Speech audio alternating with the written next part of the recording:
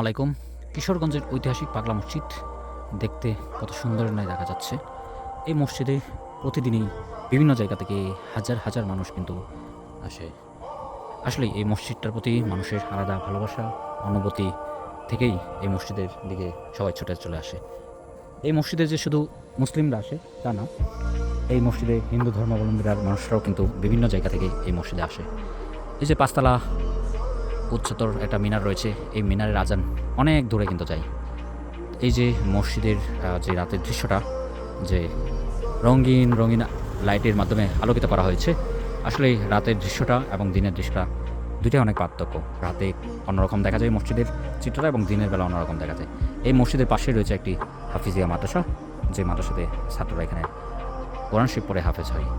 আর এই মসজিদ পাগলা মসজিদ ও ইসলামিক কমপ্লেক্স, এটি একটি মানুষের অনুভূতি, ভালোবাসার একটা মসজিদ, যার কারণেই বিভিন্ন জায়গা থেকে এই মসজিদে মানুষজন চলে আসে। যাই হোক, সবাইকে এই রাতময় শুভেচ্ছা জানিয়ে এই কিশোরগঞ্জ পাগলা মঞ্চের সামনে থেকে বিদায় নিচ্ছি। সবাই ভালো থাকবেন, সুস্থ থাকবেন।